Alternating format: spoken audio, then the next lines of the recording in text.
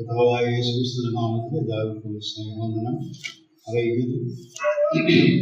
രാത്രിയിലും നമുക്ക് ഒരുമിച്ച് ചേർന്ന് ദൈവം ധ്യാനിപ്പാനായിട്ട് ലഭിച്ച അവസരത്തിനായിട്ട് ഞാൻ ദൈവത്തെ സ്തുതിക്കുന്നു. കടന്നു എല്ലാവരെയും ഓർത്ത് ഞാൻ ദൈവത്തെ വ്യക്തപ്പെടുത്തുകയും ചെയ്യും. ഈ വിഷയം ഞാൻ നേരത്തെ പറഞ്ഞതുപോലെ പഠിക്കാനായിട്ട് ആരംഭിച്ചപ്പോഴാണ്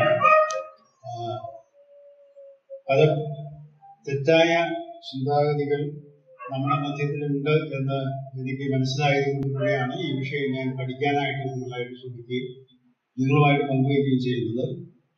അതിൻ്റെ വിവാദപരമായ മേഖലകളിലേക്കൊന്നും ഞാൻ ഇവിടെ കടക്കാനായിട്ട് ആഗ്രഹിക്കുന്നില്ല. കാരണം കേൾവിക്കാർക്ക് അനുഗ്രഹം പ്രാപിക്കുകയും ആത്മീയവർദ്ധനപ്പെടുത്തുകയും ചെയ്യുന്ന വിഷയങ്ങൾ മാത്രം ഞാൻ ഇവിടെ സംസാരിച്ച് മുമ്പോട്ട് പോകുന്നു. നാം കഴിഞ്ഞ ആഴ്ച ചിന്തിച്ച വിഷയത്തിന്റെ തുടർച്ചയായിട്ടുള്ള വിഷയം തന്നെയാണ് ഇന്ന് നാം ചിന്തിക്കാൻ പോകുന്നത്. ഇന്ന് ദൈവത്തിന്റെ വിശുദ്ധമായ സ്നേഹം എന്നുള്ള വിഷയത്തെ ആസ്പദമാക്കിയാണ് നിങ്ങളുമായിട്ട് പങ്കുവയ്ക്കാൻ ആഗ്രഹിക്കുന്നത്. പൊതുവെ നാമൊക്കെ പറയുന്ന ഒരു വാക്കും ദൈവത്തെ ഒറ്റ വാക്കിൽ ഒന്ന് പറയാമെങ്കിൽ ദൈവം സ്നേഹമാണ് എന്ന് പറയാം എന്ന് പലരും പറഞ്ഞു കേട്ടിട്ടുണ്ട്. ഞാൻ അങ്ങനെയൊക്കെ ചിന്തിക്കാം. അതായത് ദൈവം നാം പഠിക്കുമ്പോഴേ ദൈവം സ്നേഹം മാത്രമല്ല, പല സ്വഭാവ ഗുണങ്ങൾ ഒരുമിച്ച് വിളങ്ങുന്ന വ്യക്തിത്വമാണ്. അത് നാം വിശദമായി പഠിക്കുമ്പോഴാണ് മനസ്സിലാക്കാനായിട്ട്. അപ്പൊ ദൈവത്തിന്റെ സ്നേഹമാണെങ്കിൽ തന്നെ അത് ദൈവത്തിന്റെ സ്നേഹം വിശുദ്ധമായ സ്നേഹമാണ്. മനുഷ്യന്റെ സ്നേഹം, മനുഷ്യർക്കുള്ള സ്നേഹം എന്ന് പറയുന്നത് സ്വാർത്ഥതയുള്ളതും നമ്മൾക്ക് പക്ഷപാതമുള്ളതും ഒക്കെയാണ്. കാരണം നമ്മൾക്ക് വേണ്ടപ്പെട്ട ആളുകളെയാണ് പ്രധാനമായിട്ട് നാം സ്നേഹിക്കുന്നത്. അല്ലെങ്കിൽ നമ്മോട് യോജിച്ചു പോകുന്നവരെയാണ് നാം സ്നേഹിക്കാനും അംഗീകരിക്കാനും തയ്യാറാകുന്നത്. എന്നാൽ അങ്ങനെയല്ല ദൈവത്തിന്. നാം യാക്കോബിന്റെ ലേഖനത്തിൽ വായിക്കുന്നുണ്ടല്ലോ, ഗതിഭേദം വരാത്ത ഒരു വ്യക്തിത്വമാണ് ദൈവം എന്ന് പറഞ്ഞാൽ വികാരങ്ങൾക്ക് അടിമപ്പെട്ട് സ്വാർത്ഥപരമായി തീരുമാനങ്ങൾ എടുക്കുന്ന വ്യക്തിത്വമല്ല. തന്റെ സ്വഭാവ ഗുണങ്ങൾക്ക് വിരുദ്ധമായ ഒരു കാര്യവും താൻ ചെയ്യാൻ നാം വേദപുസ്തകം പഠിക്കുമ്പോൾ അത് മനസ്സിലാക്കാൻ കഴിയും. അപ്പോൾ ദൈവത്തിന്റെ സ്നേഹം എന്ന് പറയുന്നത് വിശുദ്ധമായ സ്നേഹം. ഇത് നാം ചിന്തിക്കുമ്പോൾ ഇതും പാപപരിഹാരവുമായിട്ട് എന്താ ബന്ധം? ദൈവത്തിന് മനുഷ്യനെ സ്നേഹിക്കണമെങ്കിൽ, സ്വീകരിക്കണമെങ്കിലും ദൈവത്തിന്റെ നീതിയും ദൈവത്തിന്റെ വിശുദ്ധിയും തൃപ്തിപ്പെടുത്താതെ ദൈവത്തിന് മനുഷ്യനെ സ്നേഹിക്കാനായിട്ട് കഴിയില്ല. അതുകൊണ്ടാണ് മനുഷ്യർക്കാർക്കും തന്നെ ഈ പാപപരിഹാര ഗതിയിൽ പങ്കുകൊടുക്കുവാനായിട്ട് നിവൃത്തിയില്ല. കാരണം മനുഷ്യരെല്ലാം പാപ സ്വഭാവമുള്ളവരും പരിമിതികളുള്ളവരാണ്. അതുകൊണ്ട് നാമൊക്കെ അങ്ങനെ തന്നെയാണ്. നമുക്കൊക്കെ ആ നിലയിലാണ് കാര്യങ്ങൾ മനസ്സിലാക്കാനും ചിന്തിക്കാനും പ്രവർത്തിക്കാനും കഴിയുകയുള്ളൂ. എന്നാൽ ദൈവത്തിന് അങ്ങനെയല്ല. ദൈവത്തിന്റെ സ്വഭാവത്തിന്റെ പ്രത്യേകത പരിമിതികളില്ലാത്ത, സ്വാർത്ഥപരമല്ലാത്ത, വിശുദ്ധമായ നീതിയോടെയുള്ള സ്നേഹമാണ് ദൈവത്തിന്റെ.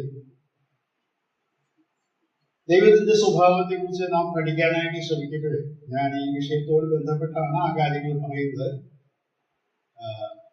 ദൈവം മനുഷ്യർക്ക് മനസ്സിലാകാവുന്ന രീതി ദൈവത്തിന്റെ വ്യത്യസ്ത സ്വഭാവങ്ങളെ ഒരുമിച്ച് ചേർത്ത് പറഞ്ഞിട്ടുള്ള ചില ഭാഗങ്ങളുണ്ട്. അതിൽ ഒരു ഭാഗം മാത്രമാണ് ഇന്ന് നമ്മൾ ചിന്തയ്ക്ക് ഞാൻ വിഷയീഭവിക്കാനായിട്ട് ആഗ്രഹിക്കുന്നത്. ഹോശേയ പ്രവചനം അതിന്റെ 11-ാം അധ്യായം.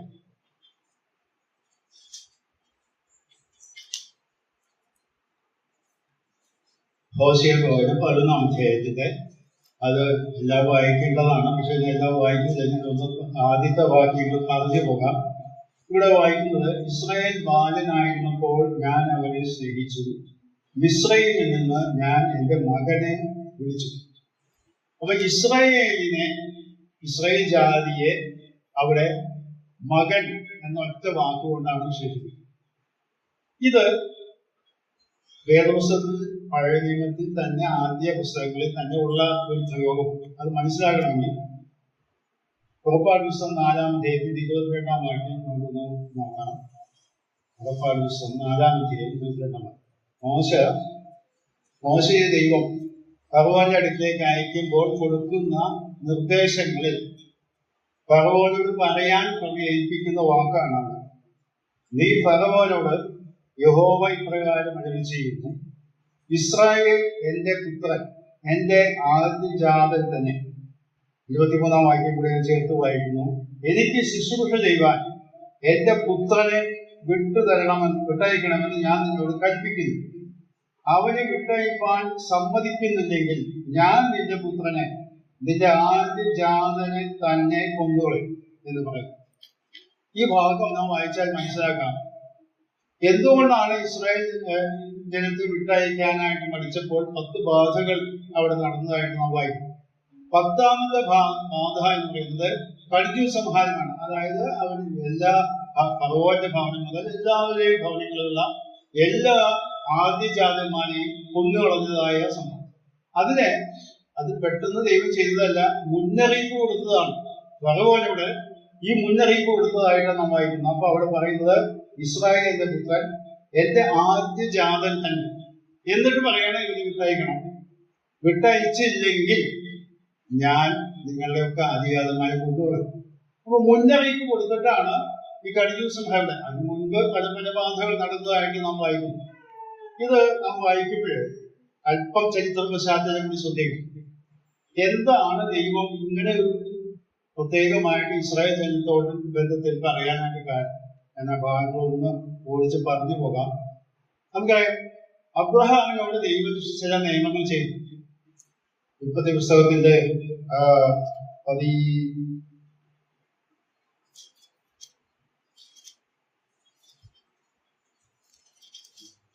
15-ാം അധ്യായത്തിലാണ് ആ ഭാഗം കാണുന്നത്. അവിടെ അബ്രഹാം ദൈവം ചില ഉടമ്പടികൾ ചെയ്തു. ചില മൃഗങ്ങളെ അവിടെ യാഗമായിട്ട് പിളർന്നു വെക്കണം എന്നൊക്കെ പറഞ്ഞ കൂട്ടത്തില് പറഞ്ഞപ്പോ ഒരു കാര്യം പറഞ്ഞു: നിന്റെ സന്തതി വേറെ രാജ്യത്ത് ചെന്ന് 400 സംവത്സരം സേവിക്കും, അതിനുശേഷം അവനെ ഇവിടെ കൊണ്ടുവരും. അപ്പോൾ നമുക്ക് ചിന്തിക്കാനായിട്ട് കഴിയുന്നത്, ഈ 400 സംവത്സരം എന്തിനാ കാത്തിരുന്നത്? കനാൻ നാട് വാഗ്ദത്തം ചെയ്തതല്ലേ കൊടുത്തുകൂടി. അതിന് കാരണം അവിടെ പറയുന്നത് ആ 30 ദിവസം 15-ാം അധ്യായത്തില് നാം വരുമ്പോൾ അവിടെ പറയുന്നത് 11-ാം വാക്യം: 4ാം തലമുറക്കാർ ഇവിടേക്ക് മടങ്ങി വരും, അമോര്യരുടെ അക്രമം ഇതുവരെ തികഞ്ഞിട്ടില്ല എന്ന് അരുളി ചെയ്തു. ഈ ഭാഗം നാം വായിക്കുമ്പോഴേ അതിന് മുമ്പുള്ള വാക്യം 13-ാം വാക്യത്തിൽ പറയുന്നത്, നിന്റെ സന്തതി സ്വന്തമല്ലാത്ത ദേശത്ത് 400 സംവത്സരം പ്രവാസികളായിരുന്ന ആ ദേശക്കാരെ സേവിക്കും. അപ്പോൾ ഇതിന്റെ കാരണം എന്ന് പറയുന്നത്, എന്തുകൊണ്ട് കനാൻ കൊടുത്തില്ല? കനാൻ നാടിലെ ദേശനിവാസികൾ ശിക്ഷിച്ച് അവരെ മാറ്റി വേണം ദൈവത്തിന് അബ്രഹാമിന്റെ സന്തതിക്ക് ആ കനാൻ നാട് അവകാശമായി കൊടുക്കാൻ. അതിനും ദൈവം നീതിമാനായ കാര്യത്തോടുകൂടിയേ ചെയ്യുകയുള്ളൂ. എന്തുകൊണ്ടാണെന്ന് അറിയാമോ? അവിടെ ഞാൻ വായിക്കുന്നത്, അമോര്യരുടെ അക്രമം ഇതുവരെ തികഞ്ഞിട്ടില്ല. അഥവാ അമോര്യനെ ശിക്ഷിച്ച് അവിടെ നിന്ന് മാറ്റിക്കളഞ്ഞ് സ്വന്തം ജനമായ ഇസ്രായേൽ ജാതിയെ അവിടെ പ്രതിഷ്ഠിക്കണമെങ്കിൽ ആ ദേശത്തുള്ളവർ അവർക്ക് അക്രമത്തിൽ മുതിർന്നു വന്ന് ദൈവത്തിന് ശിക്ഷിക്കാതിരിക്കാൻ കഴിയാതെ വരുന്ന സാഹചര്യത്തിലെ അവിടുന്ന് മാറ്റാൻ പാടുള്ളൂ. ദൈവത്തിൻ്റെതായ നീതി അവിടെ ശ്രദ്ധിക്കുക. പാപം ചെയ്യുന്നവരാണെങ്കിലും ദൈവം വളരെ ന്യായത്തോടു കൂടിയാണ് അവരുടെ ഇടപെടുന്നത്. അതുകൊണ്ട് 400 സംവത്സരം നിൽക്കാനായിട്ട് വെയിറ്റ് ചെയ്യണം എന്ന് ക്ഷമിച്ച് കാത്തിരിക്കും. ഇപ്പോൾ മിസ്രൈമിലേക്ക് പോയ ഇസ്രായേൽ മക്കൾ 400 സംവത്സരം കഴിഞ്ഞപ്പോഴാണ് മോശയെ വിളിച്ച് ഈ കാര്യങ്ങളൊക്കെ പറയുന്നത്.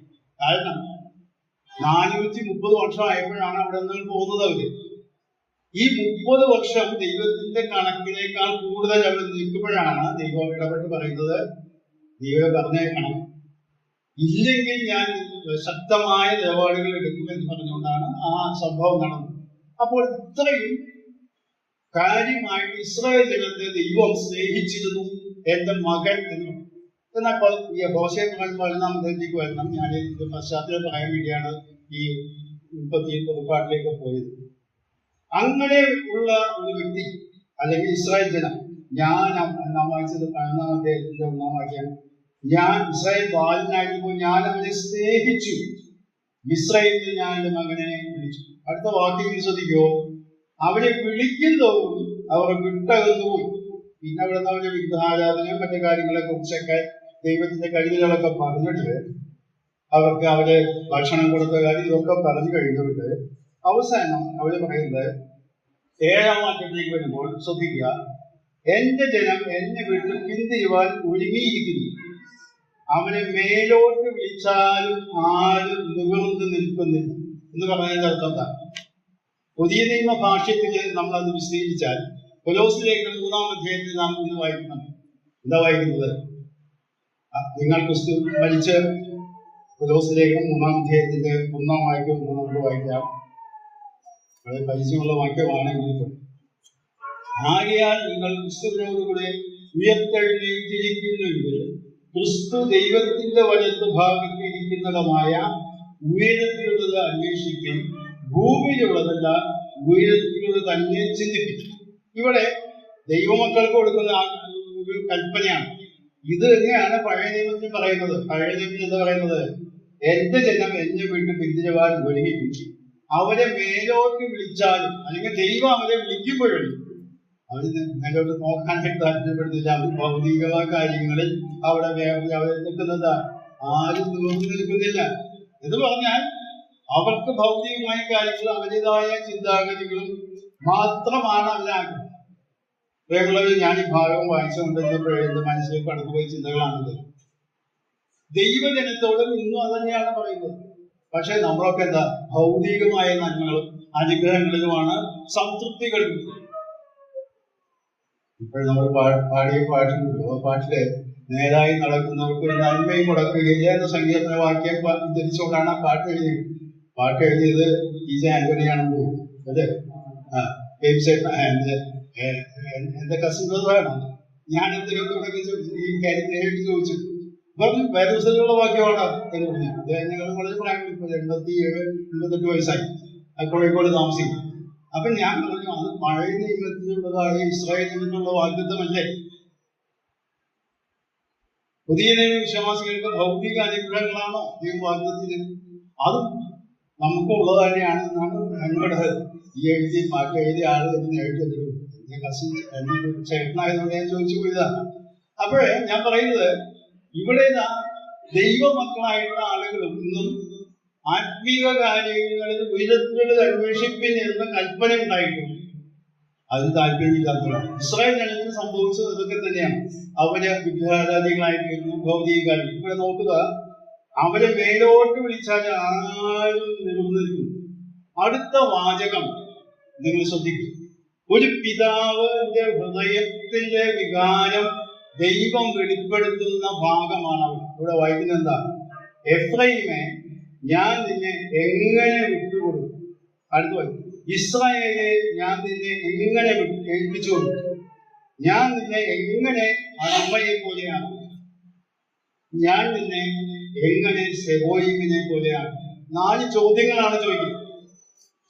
എന്ന് പറഞ്ഞാൽ ദൈവം പറഞ്ഞത് ഇസ്രായേലിന്റെ മകനാണ്, ഞാൻ അവനെ സ്നേഹിക്കുന്നു, ഞാൻ അവനെ പരിപാലിച്ചു, മേലോട്ട് നോക്കണം, എന്റെ നിർദ്ദേശങ്ങൾ ലഭിക്കണം.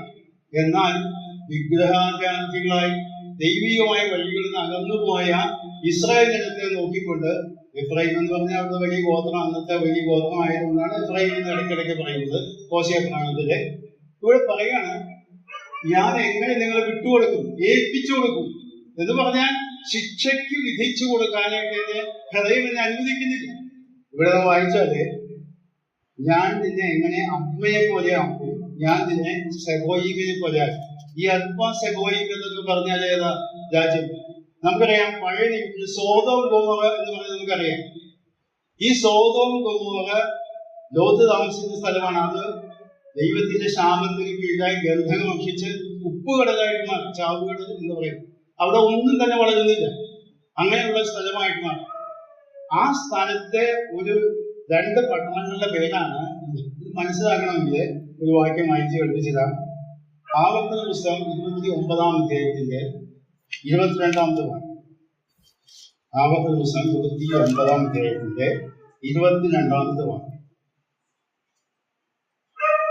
അവിടെ വരുത്തിയ രോഗങ്ങളും യഹോവ തന്റെ കോപത്തിലും ക്രോധത്തിലും സൊദോം, ഗൊമോറ, അദ്മാ, സെബോയി 4 പട്ടണങ്ങളെ കുറിച്ചാണ് ഇവിടെ പറയുന്നത്.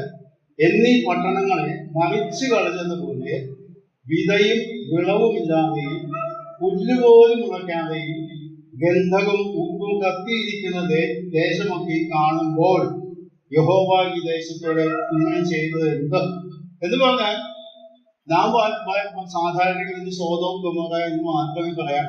എന്നാൽ 4 പട്ടണങ്ങൾ ഉണ്ടായിരുന്നു അവിടെ. ഇത് മോശ പറയുന്ന വാക്കാണ്. ഇത് തന്റെ ക്രോധത്തിലും കോപത്തിലും ഈ പട്ടണങ്ങളെ നശിപ്പിച്ചു കളഞ്ഞപ്പോൾ അവരുടെ അവസ്ഥ എന്തായി? ഇവിടെ വായിക്കുന്നത് പുല്ല് പോലും മുളയ്ക്കാത്ത സ്ഥലം എന്ന് പറഞ്ഞാൽ ചാവ് കടലിൽ ഒരു സാധനങ്ങളും ഉണ്ടാകില്ല, അത് ഉപ്പ് കടലായിട്ട് മാറി. അല്ലെങ്കിൽ മനുഷ്യന് അവിടെ എന്തെങ്കിലും ചെയ്യാൻ പറ്റുന്ന സ്ഥലമല്ല. നാം 30 ദിവസം വായിച്ചാൽ അബ്രഹാമും ലോത്തും വേർപിരിയുന്ന സമയത്ത് അബ്രഹാം പറഞ്ഞു, നീ ഇടത്തോട്ടാണെങ്കിൽ ഞാൻ വലത്തോട്ട്, നീ വലത്തോട്ടാണെങ്കിൽ ഞാൻ ഇടത്തോട്ട് എന്നൊക്കെ പറഞ്ഞപ്പോൾ ലോത്താണ് തിരഞ്ഞെടുത്തത് സോദോം ഗൊമോറ എന്നുള്ള സ്ഥലങ്ങൾ. അവിടെ വായിക്കുന്നത് ആ സ്ഥലം അന്ന് നല്ല നീരൊഴുക്കുന്നതും യഹോവയുടെ തോട്ടം പോലെ മനോഹരമായ സ്ഥലമായിരുന്നു. എന്ന് പറഞ്ഞാൽ ഏതൻ തോട്ടത്തിനോട് സാമ്യപ്പെടാവുന്ന അത്രയും ഫലഭൂയിഷ്ടമായ സ്ഥലമായിരുന്നു ഇത്. എന്നാൽ ദൈവത്തിന്റെ ശിക്ഷാവധി വന്നപ്പോഴേ ഇവിടെ വായിക്കുന്നത് എന്താ? പുല്ലുപോലും മുളയ്ക്കാത്തത്. ഈ കാര്യമാണ് ഇവിടെ ഹോശേയ-പ്രവചനം ഉദ്ധരിച്ച് പറയുന്നത്. ഇസ്രായേൽ ജനത്തിന്റെ പാപം മുഖാന്തരം ദൈവത്തിന് ഇതുപോലെ ഗൗരവമായ ശിക്ഷാഗ്രഹത്തിൽ കൂടെ അവരെ കടത്തിവിടേണ്ട സാഹചര്യമാണ്. പക്ഷെ ദൈവത്തിന്റെ ഹൃദയത്തില് വലിയ വേദന. ഞാൻ എങ്ങനെ അത് ചെയ്യും? അവിടെ പറയുകയാണ്, താഴെയുള്ള വാക്യം വായിക്കുക, 8-ാം വാക്യത്തിന്റെ അവസാനം. എന്റെ ഹൃദയം എന്റെ ഉള്ളിൽ മറിഞ്ഞുകൊടുക്കുന്നു, എന്റെ അയ്യോഭാവമൊക്കെ ജ്വലിക്കും എന്ന് പറയാൻ. ജ്വലിക്കുന്ന കോപത്തിന്റെ മുമ്പിൽ ദൈവത്തിൻ്റെതായ ഹൃദയം അവിടെ അയ്യോഭാവം എന്ന് പറഞ്ഞാൽ എന്താ? കഷ്ടം തോന്നുന്നു, നിരാശ തോന്നുന്നു. എങ്ങനെ ഇവിടെ നശിപ്പിക്കും? ദൈവത്തിന്റെ സ്വഭാവം, 2 സ്വഭാവവും അവിടെ ഒരുമിച്ച് വരുന്നതായിട്ട് കാണാം. അതിന് തൊട്ടടുത്ത വാക്ക്, എന്റെ ഉഗ്രകോപം ഞാൻ നടത്തുകയില്ല, ഞാൻ എഫ്രയീമിനെ വീണ്ടും നശിപ്പിക്കുകയില്ല, ഞാൻ മനുഷ്യനല്ല ദൈവമത്രേ, നിന്റെ നടുവിൽ പരിശുദ്ധൻ തന്നെ, ഞാൻ ക്രോധത്തോടെ വരികയില്ല എന്ന് പറഞ്ഞാൽ അവരുടെ സ്വഭാവത്തിനനുസരിച്ച് മനുഷ്യനാണെങ്കിൽ ചെയ്യേണ്ടത് സോദോം ഗൊമോറയെ പോലെ അല്ലെങ്കിൽ അദ്മയും സെബോയിമിനെ പോലെ നശിപ്പിച്ചു കളയേണ്ട വ്യക്തികളാണ്. പക്ഷെ ദൈവത്തിന് തന്റെ മകനെ നശിപ്പിക്കാനായിട്ട് പറ്റില്ല. അവന്റെ പിതാവിന്റെ ഹൃദയം അവിടെ വെളിപ്പെടുത്തിക്കൊണ്ട് ദൈവം പറയുകയാണ്, ഞാൻ എങ്ങനെ നിന്നെ നശിപ്പിക്കും? 4 ചോദ്യങ്ങളാണ് എങ്ങനെ എന്നുള്ളത്. എന്ന് പറഞ്ഞാൽ അർത്ഥം ദൈവത്തിന് ഇസ്രായേൽ ജനത്തിനെ അവരുടെ പാപം ഭാഗം ശിക്ഷിക്കാൻ ആഗ്രഹമുണ്ടെങ്കിലും അവന്റെ അയ്യോഭാവം അല്ലെങ്കിൽ മകൻ എന്നുള്ള നിലയ്ക്ക് അത് അവിടെ അടക്കി വെക്കുകയാണ്. ഞാൻ മനുഷ്യനെ ചെയ്യാൻ ദൈവമായതുകൊണ്ട് ഈ ദൈവത്തിന്റെ സ്വഭാവത്തിന് ഒരു സ്വഭാവ ഗുണം മാത്രം നടപ്പിലാക്കുകയല്ല, തന്റെ 2 സ്വഭാവ ഗുണങ്ങൾ അവിടെ ഒരുമിച്ച് വരുന്നു. പാപത്തോട് ക്രോധം കാണിക്കുന്നു, അതേസമയം കരുണയും കാണിക്കുന്ന സ്വഭാവം. ഇത് കഴിഞ്ഞിട്ട് ഞാൻ എടുത്തു കാണിക്കാൻ കാരണം, ഒരു പിതാവിന്റെ ഹൃദയം നമുക്ക് മക്കളാണ്, നമുക്ക് അല്ല പിതാക്കന്മാരാണ്, നമുക്കൊക്കെ മക്കളുണ്ട്. ചെറുപ്പത്തിലേക്ക് വളർത്തുന്നവരേക്ക് ശിക്ഷിക്കുകയൊക്കെ ചെയ്യും. കുസൃതി കാണിച്ചാല് നിങ്ങൾ പറഞ്ഞു കേൾക്കാതിരുന്നൊക്കെ ശിക്ഷിക്കും. പക്ഷെ നമ്മുടെ ഉള്ളിൽ അവരോട് വളരെ സ്നേഹമാണ്. കാരണം നമ്മുടെ മക്കളാണല്ലോ. ഇതേ വികാര പ്രകടനമാണ് ദൈവം അവിടെ കാണിക്കുന്നത്. ആ ജാതിയെ മുഴുവൻ സ്വന്തം മകൻ എന്നതിനെ ആദ്യജാതൻ എന്ന് വിശേഷിപ്പിച്ചുകൊണ്ട് പറയുന്നത്, നിങ്ങളുടെ പാപത്തിന്റെ സ്വഭാവം വിഗ്രഹാരാധന മുഖാന്തരം നിങ്ങളെ ശിക്ഷിച്ച് ഇല്ലാതെയാക്കേണ്ടതാണ്. എന്നാൽ എന്റെ ദയ അല്ലെങ്കിൽ ഞാൻ ദൈവമായിരുന്നുകൊണ്ട് മാത്രമാണ് വിചാരിച്ചു പഠിച്ചപ്പോഴ് ഞാൻ നമ്മുടെ ബന്ധത്തിൽ ഇതൊക്കെ തന്നെയാണ്. നാം ദൈവമക്കളാണ് എന്നുള്ളത് ശരിയാണ്. പാപത്തിൻ്റെതായ ക്ഷമ ലഭിച്ചു, നരകത്തിൽ നിന്ന് വിടുതൽ പ്രാപിച്ചു, അതൊക്കെ ശരി. എന്നാൽ ദൈവമക്കൾ എന്ന നിലയിൽ നാം ജീവിക്കുമ്പോൾ നാം വളരെ ശ്രദ്ധയോടുകൂടി ജീവിക്കണം. കാരണം നാം ചെയ്യുന്ന തെറ്റായ കാര്യങ്ങൾക്കും ശിക്ഷ കിട്ടാതിരിക്കാൻ യാതൊരു വിവാഹവും. വേദപുസ്തകത്തിൽ വളരെയധികം തെളിവുകൾ നമുക്കുണ്ട്. ഞാൻ പിന്നീട് ആ ഭാഗത്തേക്ക് കണ്ടു. തിരുവഴുത്ത് നാം വായിച്ചാല് പല സ്ഥലങ്ങളിലായിട്ട് ദൈവത്തിന്റെ രണ്ട് സ്വഭാവങ്ങൾ ഒരുമിച്ച് പറയുന്നതായിട്ട്, സ്വഭാവ ഗുണങ്ങൾ ഒരുമിച്ച് പറയുന്നതായിട്ട് കാണാൻ ഭാഗങ്ങൾ വിശദീകരിക്കാതെ വായിച്ച് മാത്രം ഞാൻ വിടുകയാണ്. ഒന്നെണ്ണം മാത്രം ഞാൻ വിശദീകരിക്കാനായിട്ട് ശ്രമിക്കുന്നുള്ളൂ. പുറപ്പാട് പുസ്തകം 34-ാം അധ്യായം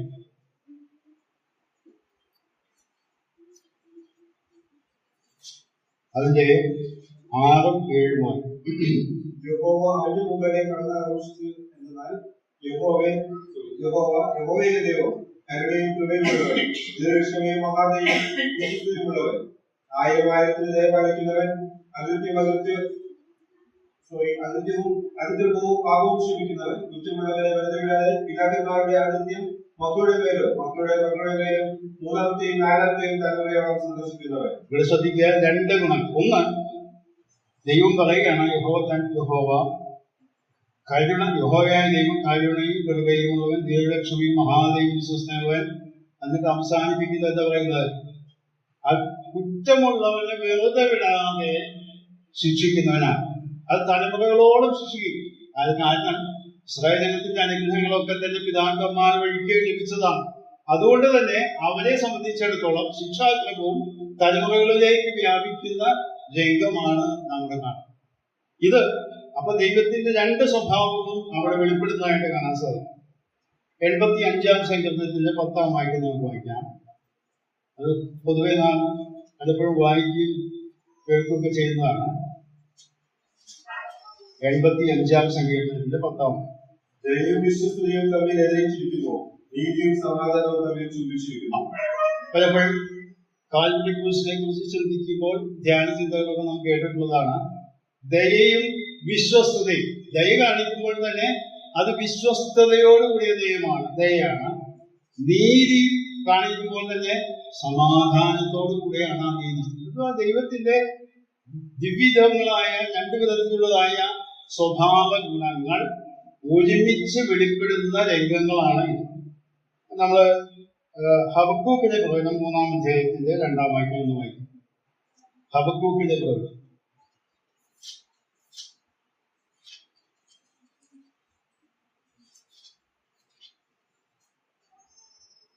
അതിന്റെ 3-ാം അധ്യായത്തിന്റെ 2-ാം വാക്യമാണ് വായിക്കുന്നത്.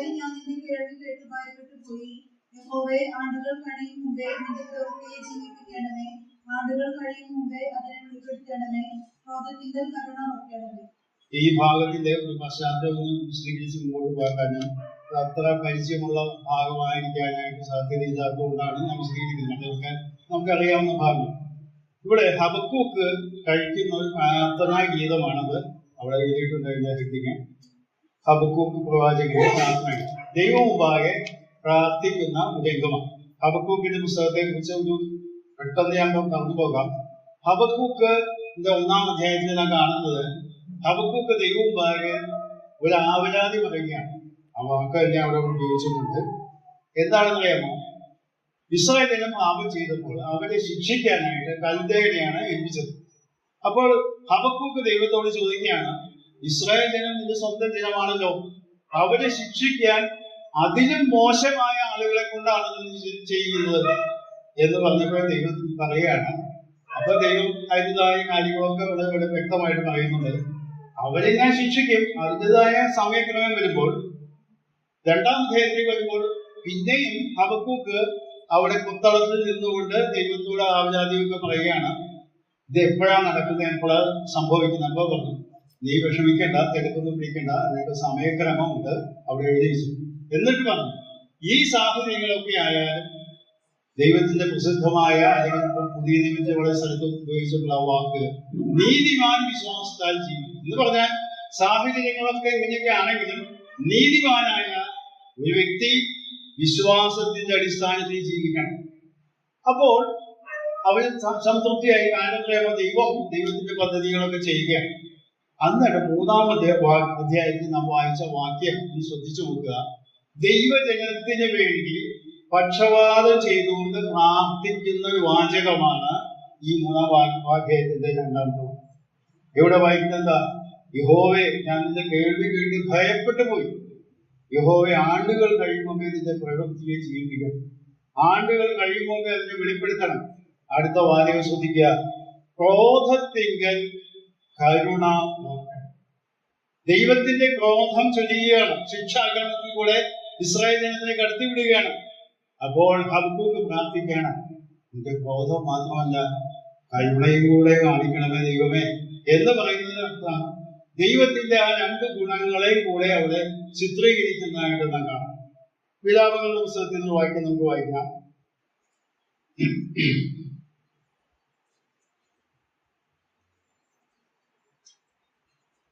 വിലാപങ്ങളുടെ പുസ്തകം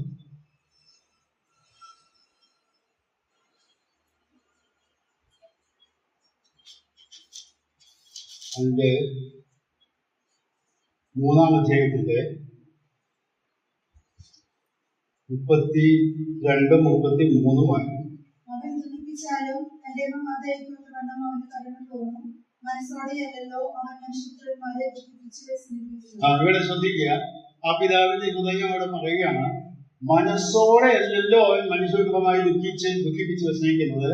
അവൻ ദുഃഖിപ്പിച്ചാലും തന്റെ മഹാദൈവത്തവണ്ണം അവന് കരുണ.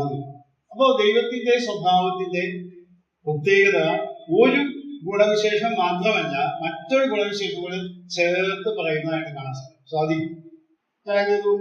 നമ്മുടെ പുതിയ നിയമത്തിലേക്ക് നമുക്ക് കടന്നു വരാം. റോമാലേഖനം 11-ാം അധ്യായത്തിന്റെ 22-ാമത്തെ വാക്യം. റോമാലേഖനം 9, 10, 11 അധ്യായങ്ങൾ നമുക്കറിയാം. ഇസ്രായേൽ ജനത്തിന്റെ ഭാവിയിൽ സംഭവിക്കാൻ പോകുന്നതായ പുനരുദ്ധാനത്തിന്റെ ചിത്രമാണ് അവിടെ നാം വായിക്കുന്നത്.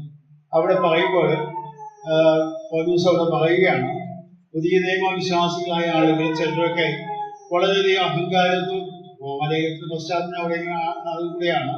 റോമാലേഖനത്തിൽ പറയുന്നത് അവരുടെ ജാതികളിൽ നിന്ന് വേർപെട്ട് വന്നവര് ഭൂരിപക്ഷമായി തീർന്നപ്പോൾ അവർ പറഞ്ഞു ഇസ്രായേൽ ജനത്തെ അതൊക്കെ ദൈവം തള്ളിക്കളഞ്ഞു, ഇന്ന് അവരെ പറ്റി ഒന്നും ചിന്തിക്കാൻ ആവശ്യമില്ല.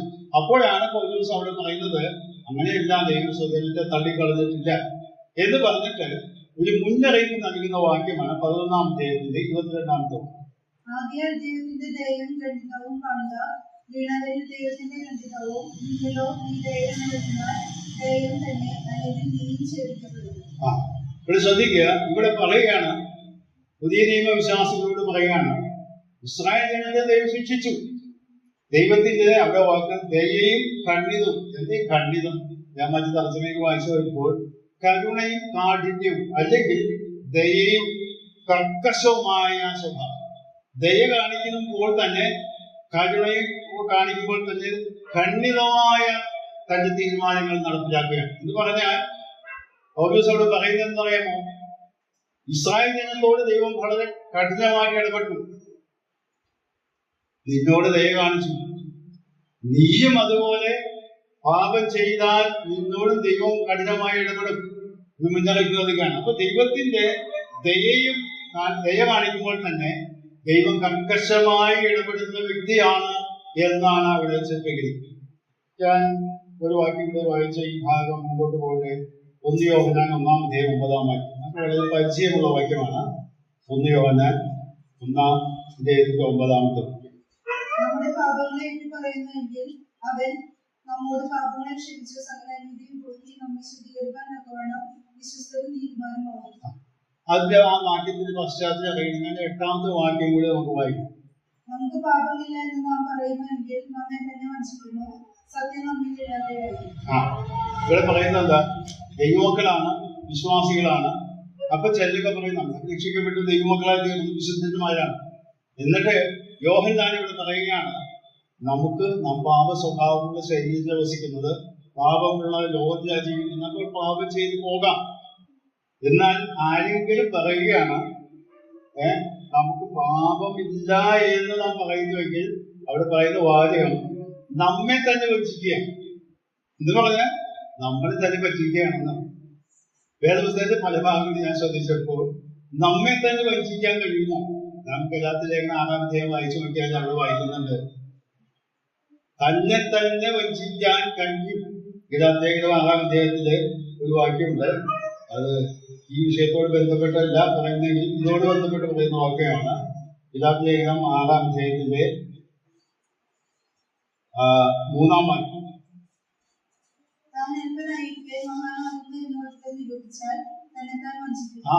ഇവിടെ മനുഷ്യരുടെ നിലപാടുകളിൽ താൻ നിസാരനാണ് അല്ലെങ്കിൽ അല്പനാണെന്ന് വിചാരിക്കുകയും ഞാൻ വലിയ ആളാണ് മഹാനാണെന്ന് ഞാൻ നിരൂപിച്ചാൽ മറ്റുള്ളവരെ അഭിനയിക്കാം. ദൈവം പറയുന്നത് അന്നെന്താ വഞ്ചിക്കാം. ഇവിടെ പറയുന്നത് അതല്ല പറയുന്നത്. ഇവിടെ പറയുന്നത് പാപമില്ല എന്ന് നാം പറയുന്നുവെങ്കിൽ നമ്മെ തന്നെ വഞ്ചിക്കും. എന്നിട്ട് പറയുകയാണ് നമ്മുടെ പാപങ്ങൾ ഏറ്റു പറയുന്നുവെങ്കിൽ അവൻ നമ്മുടെ പാപങ്ങളെ ക്ഷമിച്ച് സകല അനീതിയും പോക്കി നമ്മെ ശുദ്ധീകരിക്കാൻ തക്കവണ്ണം വിശ്വസ്തനും നീതിമാനുമാണ് എന്ന് പറയുന്നിടത്താണ്. ദൈവം നീതിമാനാണ്. അതേസമയം തന്റെ വിശ്വസ്തത കൊണ്ടാണ് നമ്മൾ പാപങ്ങളെ ജീവിതങ്ങൾ ക്ഷമിക്കുന്നത്. എന്ന് പറഞ്ഞാൽ ദൈവം നമ്മെ നമ്മുടെ മക്കളാക്കി തീർത്തതുകൊണ്ട് രക്ഷിക്കപ്പെട്ടതോടെ നാം സ്വർഗത്തിലേക്ക് എല്ലാം പോകുമെന്നുള്ള ഉറപ്പുണ്ട്. എന്നാൽ അതേസമയം താൻ നീതിമാനായതുകൊണ്ട് പാപങ്ങളെ ക്ഷമിച്ചിട്ടേ മുമ്പോട്ട് പോകാനായിട്ട് കഴിയും. ഇവിടെ പാപം എന്ന വാക്ക് ഉപയോഗിക്കുമ്പോൾ പലരും വിചാരിക്കുന്ന ഇങ്ങനെ, ഞാൻ എൻ്റെ സ്വന്തം അനുഭവം പറയാം. ഞാൻ മിക്കവാറും ദിവസങ്ങളിൽ രാത്രി ഉറങ്ങാൻ നേരത്ത് പ്രാർത്ഥിക്കാം. ദൈവമേ, നമ്മുടെ പാഠപുസ്തകത്തിൽ പാട്ടുണ്ട് സന്ധ്യാകീർത്തനം. അതില് ഇന്ന് പകൽ മുഴുവൻ കരുണയോടെ എന്നെ കാത്തു സൂക്ഷിച്ചവനെ എന്നുള്ള പാട്ടിലെ ഒരു വലിയ തെറ്റുകുറ്റങ്ങളിൽ വന്നതളവറ്റതിന്റെ കൃപയാ എന്ന് പറഞ്ഞിട്ടാണ് പാടുന്നത്. അപ്പൊ ഈ തെറ്റുകുറ്റങ്ങൾ വന്നത് എന്നിൽ വന്നു ദൈവമേ എന്നോട് ക്ഷമിക്കണം എന്ന് പറഞ്ഞാൽ ഞാൻ മിക്കവാറും എല്ലാ ദിവസവും രാത്രി കുറയുന്നതിന് മുമ്പ് ദൈവസ്ഥയിൽ പ്രാർത്ഥിക്കാൻ. കാരണം മനുഷ്യനാണ്. അപ്പൊ ഈ തെറ്റുകുറ്റം എന്ന് പറഞ്ഞാൽ എന്താ? തെറ്റെന്ന് പറഞ്ഞാൽ നമുക്കറിയാം. ഇത് മനസ്സിലാക്കണമെങ്കിൽ ഞാൻ ഭാഗം മനസ്സിലാക്കിയോ. ദാനിയേലിന്റെ പ്രവചനം 6-ാം അധ്യായം.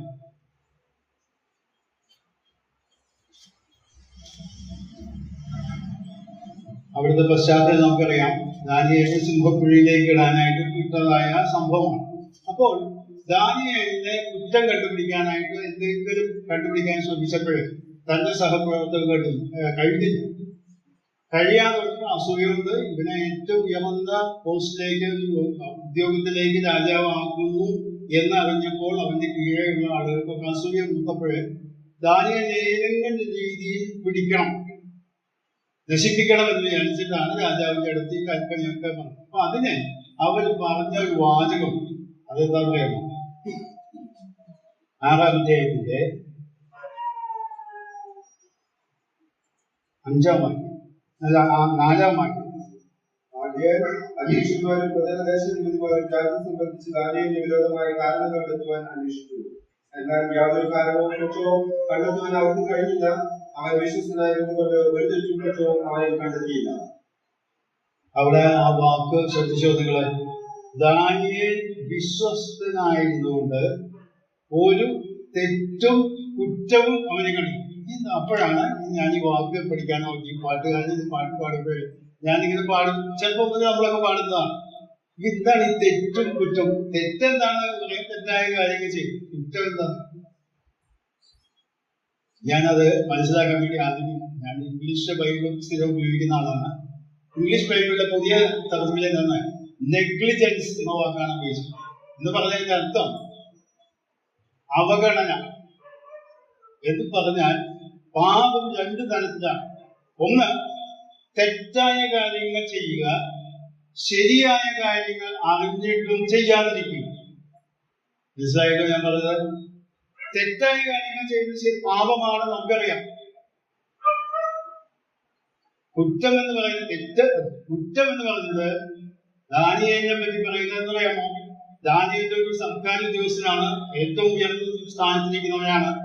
ചില കാര്യങ്ങൾ ശരിയാണെന്ന് അറിഞ്ഞിട്ടും ചെയ്യാൻ ഉദ്ദേശിക്കപ്പെട്ടതാണെന്ന് അറിഞ്ഞിട്ടും ചെയ്യാതെ കണ്ണടയ്ക്കുക, അവഗണിക്കുക എന്നതാണ് അതിന്റെ അർത്ഥം. ക്രിസ്തീയ ജീവിതത്തിൽ നാം മനസ്സിലാക്കേണ്ടത്, വിശ്വാസികളായി നാം പലരും പറയാറുണ്ട്, ഞാൻ പ്രശ്നക്കാരനല്ല, ഞാൻ ഒന്നിനും ഒരു കുഴപ്പത്തിലുമില്ല. ഞാൻ ഒരു വഴക്കിന് വയ്യാതിരിക്കുകയും ഒരു തെറ്റും ചെയ്തു. പ്രിയമുള്ളവരെ, വേദപുസ്തകം പഠിക്കുന്നത് അങ്ങനെയല്ല. തെറ്റും കുറ്റവും ദൈവമുമ്പാകെ പാപമാണ് എന്ന് പറഞ്ഞാൽ, ഞാൻ ചെയ്യാനായിട്ട് ഉദ്ദേശിച്ച എന്റെ ദൈവം ഏൽപ്പിച്ച കാര്യങ്ങൾ ശരിയായി ചെയ്യാൻ ഞാൻ കുറ്റക്കാരനാണ്, പാപം ചെയ്തു എന്ന് തന്നെയാണ്.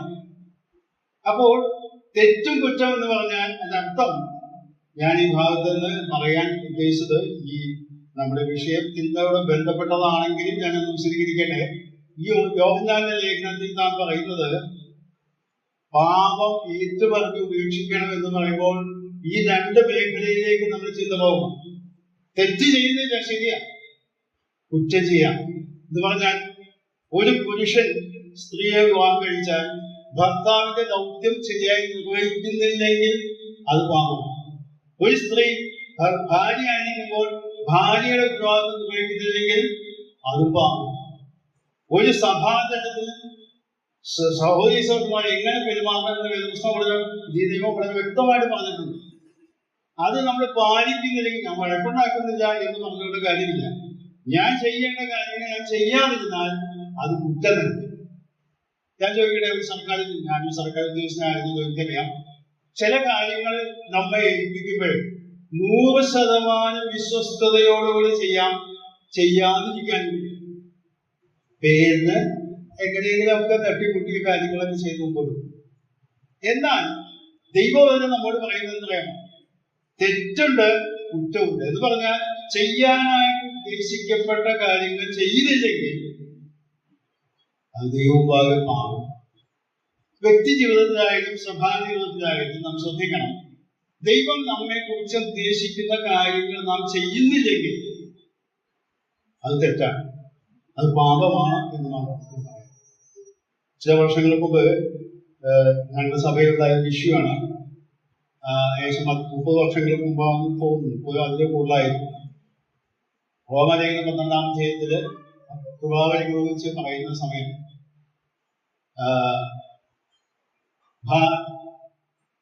ഭാവിക്കേണ്ടത് വീതം ഭാവിച്ചുവരാതെ ദൈവം അവനവന് വിശ്വാസത്തിന്റെ അളവ് പങ്കിട്ടതുപോലെ വിവേകത്തോടെ പെരുമാറണം എന്നുള്ള ഭാഗം എടുത്ത് ഞാൻ സംസാരിക്കുന്നുണ്ട്. പൊതുവേദിയിൽ സംസാരം കഴിഞ്ഞ വഴിക്ക് സഭയിലെ ഒരു പ്രധാനപ്പെട്ട വ്യക്തി എനിക്കെതിരെ നീ എന്നെ ഉദ്ദേശിച്ചല്ലേ പറഞ്ഞത്? ഞാൻ പറഞ്ഞത് ഇത്രയേ ഉള്ളൂ, നൽകപ്പെട്ട കൃപാവരങ്ങൾ ജ്വലിപ്പിക്കണം, നൽകിയ കൃപാവരങ്ങൾ ഉപയോഗിക്കാതിരിക്കുന്നത് തെറ്റാണ്. അതാണ് ഊന്നി പറഞ്ഞത്. നൽകപ്പെട്ട കൃപാവരങ്ങൾ ശരിയായി പ്രയോഗിക്കണം, ജ്വലിപ്പിക്കണം. കൃപാവരങ്ങൾ ലേഖനത്തിൽ വായിക്കുന്നുണ്ട്. നിബീരത്വത്തിന് ആത്മാവിനാൽ ഭരിക്കപ്പെടുന്നത് ലഭിച്ച കൃപാവരങ്ങൾ മൂടി വെക്കാതെയും ദൈവത്തിന് വേണ്ടി പ്രയോജനമായി ഉപയോഗിക്കാതെ ഇരുന്നാൽ അത് തെറ്റാണ് എന്ന് ഞാൻ ശ്രമിച്ചപ്പോഴേ ഇന്നലെ വളരെ ശബ്ദമുണ്ടായി. അപ്പൊ ഞാൻ അദ്ദേഹത്തോട് ഞാൻ പറഞ്ഞത് ദൈവത്തിനുള്ള കാര്യമാണ് എന്ന്. അപ്പൊ നീ അത് എന്നെ ഉദ്ദേശിച്ചാ പറഞ്ഞത് എന്ന് അദ്ദേഹം എന്നോട് ശാക്തിത്തോട് പറഞ്ഞു. ഞാൻ പറഞ്ഞു, അങ്ങനെയാണെങ്കിൽ അന്ന് ഞാൻ സഭയുടെ നേതൃത്വത്തിലൊന്നുമില്ല, അപ്പൊ ഞാൻ അങ്ങനെ ബുദ്ധിമുട്ടാണെങ്കിൽ ഞാൻ സംസാരിക്കുന്നില്ല എന്ന് പറഞ്ഞു. ഇനി സംസാരിക്കുക, എന്നെ ഏൽപ്പിക്കട്ട, എനിക്ക് വരുന്നതേ ഉള്ളത് പറഞ്ഞേ പറ്റൂ. അത് വലിയ ഒച്ചപ്പാടായി. ഞാൻ അത് കഴിഞ്ഞ് ഞാൻ വീട്ടിൽ പോയി സഭയുടെ ഉത്തരവാദപ്പെട്ടവരെ കൂടി ആലോചിച്ചു. കാര്യങ്ങൾ പ്രശ്നമായല്ലോ എന്നൊക്കെ പറഞ്ഞ് അവസാനം ആ സൗകര്യം വന്ന് എൻ്റെ അടുത്ത് വന്നപ്പോൾ പെട്ടെന്ന് ഞാൻ കാര്യത്തിൽ പറഞ്ഞു പോയതാണ്. ക്ഷമിക്കണം, കാര്യങ്ങൾ ഞാൻ മനസ്സിലാക്കാതെ കൊണ്ടുപോയതാണ്. അപ്പോഴാണ് അന്വേഷിച്ചത്, ഞാൻ അറിഞ്ഞത് അദ്ദേഹം എവിടെയോ ഒരു ശുശ്രൂഷ ചെയ്യാനായിട്ട് എവിടെയോ പോയി. ആ ശുശ്രൂഷ ചെയ്യുമ്പോൾ അവിടെ ചില പ്രശ്നങ്ങളുണ്ടായി. അദ്ദേഹത്തെ അല്ല ഏൽപ്പിച്ചത്, വേറെ ആളെയാണ് ഏൽപ്പിച്ച. ആളെ മാറ്റിയിട്ടാണ് ഇദ്ദേഹത്തെ ഏൽപ്പിച്ചത്, സ്വാധീനം കൊണ്ടാണ് ഇദ്ദേഹത്തിനെ ഏൽപ്പിച്ചത് എന്നൊക്കെയുള്ള സംസാരങ്ങളൊക്കെ ഉണ്ടായി. അതുകൊണ്ട് ഞാൻ അറിഞ്ഞില്ല. ഞാൻ ഇത് പ്രസംഗിച്ച് കഴിയുമ്പോൾ ഇദ്ദേഹം പ്രശ്നക്കാരനായിരുന്നു. ഞാൻ പറഞ്ഞ ഇത്രയേ ഉള്ളൂ, കൃപാവരങ്ങൾ നൽകപ്പെട്ടത് ജ്വലിപ്പിക്കണം, കൃപാവരങ്ങൾ നൽകിയത് മൂടി വെക്കുന്നത് ജ്വലിപ്പിച്ച് പ്രവർത്തിക്കണം.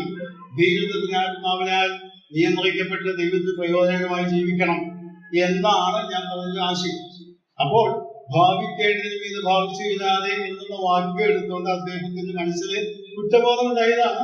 ദൈവത്തിന്റെ ആത്മാവ് അദ്ദേഹത്തെ പ്രേരിപ്പിച്ചതാണ്. അപ്പൊ അദ്ദേഹം ഭാവിക്കേണ്ടതിനും ഇത് ഭാവിച്ചു എന്ന് ചില കാര്യങ്ങൾ ചെയ്തു പോയി എന്നുള്ള കുറ്റബോധം എനിക്കുണ്ടായതുകൊണ്ടായിരിക്കാം താൻ എനിക്കെതിരെ ശബ്ദം ഉയർത്തിയത്. ഞാനത് അറിഞ്ഞിട്ട് പ്രസംഗിച്ചതല്ല, പക്ഷേ കാര്യങ്ങളൊക്കെ അങ്ങനെയായിരുന്നു. ഞാൻ പറയാൻ ഉദ്ദേശിച്ചത്, നാം ദൈവസന്നിധിയിലൂടെ യോഹന്നാൻ ലേഖനത്തിൽ നാം വായിച്ചത്, വിശ്വസ്തനും നീതിമാനുമാണ് ദൈവമെങ്കിലും പാപങ്ങളെ ഏറ്റുപറയണമെന്ന് പറയുന്നതിന്റെ കാര്യം തെറ്റും കുറ്റവും നമുക്ക് വരാം. ഞാൻ തെറ്റൊന്നും ചെയ്യുന്നില്ല, പക്ഷെ കുറ്റം നമുക്കുണ്ടാകും. എന്ന് പറഞ്ഞാൽ ചെയ്യാൻ ഉദ്ദേശിച്ച കാര്യങ്ങൾ അതുപോലെ നാം ചെയ്തില്ലെങ്കിൽ, ദൈവത്തിന്റെ വചനം നാം വായിച്ചു നോക്കാം, പ്രത്യേകിച്ച് പുതിയ നിയമം, ഒരു വിശ്വാസി എങ്ങനെ പെരുമാറണം, ഏതൊക്കെ മേഖലകളിൽ ജീവിക്കണം. നമുക്ക് ചില സമയങ്ങളിൽ നിശബ്ദത പാലിച്ച് മാറി നിൽക്കുന്നവരുണ്ട്. നിശബ്ദത പാലിച്ച് മാറി നിൽക്കുക എന്ന് പറഞ്ഞാൽ ദൈവത്തിന്റെ മകനാണ് ഞാൻ, മകളാണ് ഞാൻ എന്നുള്ള സാക്ഷ്യം പുലർത്തി ധൈര്യത്തോടെ നിൽക്കാൻ ആവശ്യമായ രംഗത്ത് മൗനമായി അതിന് ആരും പറയാത്ത രീതിയിൽ മാറി പോവുക, നീങ്ങി നിൽക്കുക എന്നുള്ള ഒരു രംഗമുണ്ട്. അങ്ങനെ പോകുന്നതാണ് വലിയ തെറ്റ്. ഞാനിത് പറഞ്ഞപ്പോൾ പിന്നീട് എന്റെ മനസ്സിലേക്ക് ഒരു ഉദാഹരണം കടന്നു ഞാൻ പറഞ്ഞു പോട്ടെ. ദീർഘവർഷങ്ങൾക്ക് തൃശ്ശൂർ പൂരത്തിൽ ഞങ്ങൾ അവിടെ യുവാക്കന്മാരൊക്കെ ആയിരിക്കുമ്പോഴൊക്കെ പ്രസംഗിക്കാൻ പോകാം, ഇവിടെ പ്രസംഗിച്ചിട്ട് പോകാം. അന്ന് ശക്തൻ തമ്പുരാന്റെ ആ മാർക്കറ്റ് അതൊന്നും വന്നിട്ടില്ല. അതിന് പണിക്ക് വേണ്ടി ആദ്യം തുടങ്ങുന്ന സമയത്ത് അപ്പൊ ഞാൻ വേറെ 2 പേരും കൂടി ട്രാക്ടർ പിന്നിൽ ഇതൊക്കെ ചെയ്തുകൊണ്ടിരിക്കുന്ന സമയത്ത് പെട്ടെന്ന് ഒരു ഇന്നത്തെ അത്രയും RSS BJP ശക്തമായിട്ടില്ലെങ്കിലും ഹൈന്ദവനാണ് അദ്ദേഹം, നിങ്ങൾ പൂര നടക്കുന്നിടത്താണോ നിങ്ങൾ നോട്ടീസ് കൊടുക്കുന്നത്? പൂര നടക്കുന്ന ഇതുമായിട്ട് ഏകദേശം 1.5 കിലോമീറ്റർ ദൂരം ആണ്. എന്നാലും ഇത് പാടില്ല, ബഹളം കേൾക്കും. അപ്പൊ ഞാൻ ട്രാക്ടർ കൊടുത്തു. അപ്പൊ എന്റെ നേരെ അപ്പൊ എന്റെ കൂടെ നിൽക്കുന്ന കുറച്ച് കഴിഞ്ഞ് ബഹളമൊക്കെ ആയി പറഞ്ഞ ആൾക്കാർ പോയി. ഞാൻ നോക്കുമ്പോ കൂടെയുള്ള സഹോദരനെ കാണാനില്ല. അപ്പൊ എന്റെ വളരെ അടുത്ത സുഹൃത്തും സഹോദരനൊക്കെയാണ്. ഞാൻ നോക്കിയപ്പോൾ അദ്ദേഹം ചെയ്ത് വെച്ചാൽ വളരെ വ്യക്തമായിട്ട് അവിടെ ട്രാഫിക് പോലീസുകാരെ പറഞ്ഞിട്ടുണ്ട്. ആ പോലീസുകാരുടെ അടുത്ത് പോയി നിൽക്കുക. അപ്പൊ ഞാന് എന്താ അവിടെ പോയത് പോലീസുകാരുടെ അടുത്താകുമ്പോ അവര് ചീത്ത പറയാൻ പറ്റില്ല. അപ്പൊ ഞാൻ കേൾക്കുന്നു ഞാൻ പെട്ടെന്ന് മാറി എന്ന് പറഞ്ഞാൽ തക്ക സമയത്ത് മാറിക്കളഞ്ഞത്. ഇതെന്റെ സ്വന്തം അനുഭവമാണ് ഞാൻ പറയുന്നത്. അതുപോലെ വർഷങ്ങൾക്ക് മുമ്പ് ഉണ്ടായതാണ്. ഇന്നിപ്പോ ഒരു പമ്പില് ആ സമയത്ത് ട്രാക്ടർ കൊടുക്കാൻ ഞാൻ പോകാറില്ലായിരുന്നു. അന്നൊക്കെ കിഴക്കേക്കോട്ടക്കാർ ഞങ്ങളൊക്കെ ഇങ്ങനെ രാത്രി മുഴുവൻ സഹിക്കാൻ പോകും, അല്ലെങ്കിൽ പകൽ സമയത്ത് ട്രാക്ടർ തന്നെ പോകാറുണ്ട്. അപ്പൊ ഉണ്ടായ സംഭവം, അതായത് നാം നിൽക്കാനായിട്ട് അല്ലെങ്കിൽ ദൈവത്തിന്റെ സാക്ഷ്യം പുലർത്തി നിൽക്കാൻ ആവശ്യമുള്ള സമയത്ത് മാറിക്കളഞ്ഞാൽ അത് കുറ്റമായിട്ട് തന്നെയാണ് ഉദ്ദേശിക്കുന്നത്. ഞാനിത് മനസ്സിലാകാൻ വേണ്ടിയാണ് ഈ ഉദാഹരണങ്ങൾ പെട്ടെന്ന് ഞാൻ മുമ്പോട്ട് പെട്ടെന്ന് പോകട്ടെ. അതുകൊണ്ട് ദൈവത്തിന് മനുഷ്യനെ സ്നേഹിക്കാനായിട്ട്, ഒരു നീതിമാനായ ദൈവത്തിന് കഴിയണമെങ്കിൽ ദൈവത്തിന് അതിൻ്റെതായ തക്കതായ കാരണം കണ്ടുപിടിക്കും. അതുകൊണ്ടാണ് ദൈവം ന്യായാധിപനാണ് ആയതോടുകൂടെ, പാപത്തെ ശിക്ഷിക്കുന്നതായതോടുകൂടെ, പാപത്തിന്റെ ശിക്ഷ തന്റെ പുത്രന്റെ മേൽ ചുമത്തി പാപത്തിന്റെ ശിക്ഷയ്ക്ക് പൂർണ്ണമായ ആ കാര്യങ്ങള് ദൈവം തന്നെ മനുഷ്യനായിട്ട് വന്നത് ഏറ്റെടുത്ത് നമ്മെ സ്വതന്ത്രരായിട്ട് വിട്ടയച്ചു. അപ്പോൾ നമ്മളെ സ്വതന്ത്രരായി വിടണമെങ്കിൽ, പാപത്തിന്റെ ക്ഷമ നമുക്ക് നൽകണമെങ്കിൽ നമ്മുടെ പാപം ആരെങ്കിലും ഏറ്റെടുത്തേ മതിയാകും, പാപത്തിന്റെ ശിക്ഷ ഏറ്റെടുത്തേ മതിയാകും. അതുകൊണ്ടാണ് പിതാവായ യേശു ക്രിസ്തു അഥവാ ദൈവം തന്നെ മനുഷ്യനായിട്ട് വന്ന പാപത്തിന്റെ ശിക്ഷ ഏറ്റെടുത്ത് നമ്മുടെ മരണം അനുഭവിച്ചു. നമുക്കറിയാം, പിതാവായ യേശു ക്രിസ്തു മരണം അനുഭവിച്ചു. ലേഖനം വായിക്കുമ്പോൾ മരണം ആസ്വദിച്ചു എന്ന വാക്കാണ് അവിടെ ഉപയോഗിച്ചത്. അതായത് രുചി നോക്കി. അതുകൊണ്ട് അങ്ങനെ എഴുതിയിരിക്കുന്നത്. ഞാൻ ഈ ഭാഗം വായിച്ചുകൊണ്ടിരുന്നപ്പോൾ എന്റെ മനസ്സിലേക്ക് കൂടെ കടന്നു വന്ന ആശയങ്ങളാണ്. കർത്താവായ യേശു ക്രിസ്തു മനുഷ്യൻ പാപം ചെയ്തപ്പോൾ ആദ്യം ആത്മീക മരണമാണ് നടന്നത്. പിന്നീടാണ് ആദാം ശാരീരിക മരണത്തിൽ പോയി. 930 വർഷം ജീവിച്ചതിന് ശേഷമാണ് മരിച്ചത്. അതുപോലെ ദൈവം തന്റെ പുത്രനെ ആത്മീക മരണത്തിന് 3 മണിക്കൂർ സമയമാണ് ഇരിച്ചത്.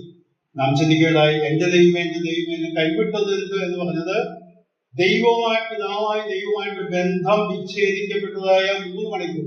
അതാണ് ആത്മീക മരണം. ആത്മീക മരണം എന്ന് പറഞ്ഞാൽ ദൈവമായിട്ട് ബന്ധം വിച്ഛേദിക്കുക.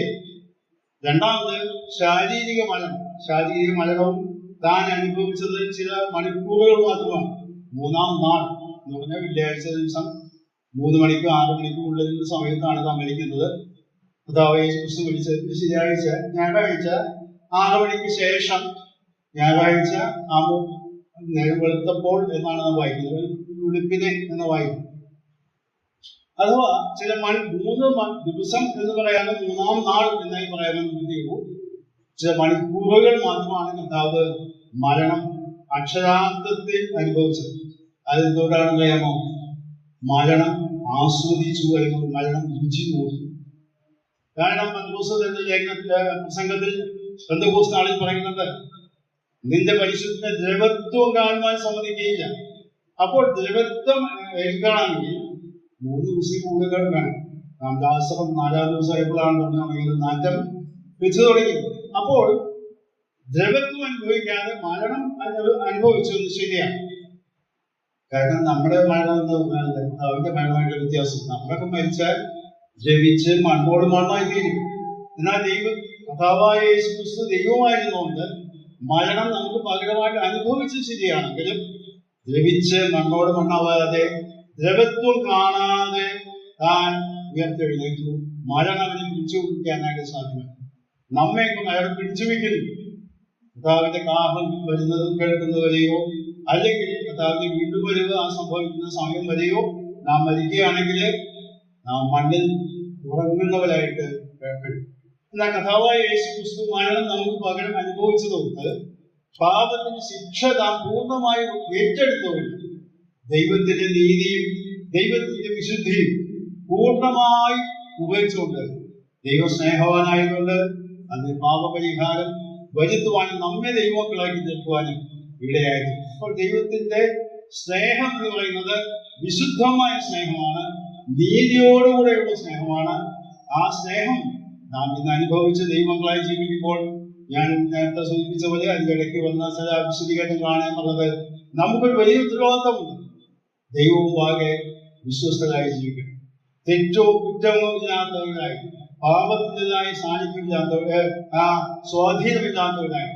അങ്ങനെ സംഭവിച്ചാൽ തന്നെ അത് ഏറ്റുപറഞ്ഞ് ദൈവം പാകെ ക്ഷമ കാണിച്ച് ദൈവം വിശ്വസ്തനായതുകൊണ്ട് എന്ന് പറഞ്ഞാൽ, വിശ്വസ്തൻ എന്ന് പറഞ്ഞാൽ നമ്മെ ദൈവം മക്കളാക്കി തീർത്തപ്പോൾ നമ്മെ ദൈവസന്നിധിയിൽ ചേർക്കാമെന്നുള്ള വാഗ്ദത്തം നമുക്ക് നൽകിയിട്ടുകൊണ്ട് തള്ളിക്കളയാതെ നമ്മോട് ക്ഷമിക്കുന്നവനാണ്. അതാണ് ദൈവം വിശ്വസ്തനും നീതിമാനുമായതുകൊണ്ട് നമ്മുടെ പാപങ്ങളെ നമ്മൾ ക്ഷമിക്കും. ദൈവത്തിന്റെ സ്വഭാവത്തിന്റെ ഇരുവിധത്തിലുള്ള സ്വഭാവങ്ങൾ ഒരുമിച്ച് കാണുന്നതുകൊണ്ടാണ് നാം ഇസ്രായേൽ ചരിത്രം നാം വായിച്ചല്ലോ. ദൈവത്തിന്റെ ക്രോധം അല്ലെങ്കിൽ കാഠിന്യം അവർക്ക് അനുഭവിച്ചു. എന്നാൽ ദൈവത്തിന്റെ ദയയും അവർക്ക് നൽകിക്കൊണ്ട് ദൈവം അവരെ പരിപാലിച്ചതായിട്ട് കാണാം. ഈ ചിന്തകളാൽ നമുക്ക് ദൈവത്തെ മഹത്വപ്പെടുത്താം. ഈ ചിന്തകൾ നമ്മുടെ ജീവിതത്തിന് അനുഗ്രഹമായി തീരുവാൻ ഇടയാകട്ടെ എന്ന് പറഞ്ഞുകൊണ്ട് എന്റെ വാക്കുകൾ ദൈവം നമ്മെ സഹായിക്കും.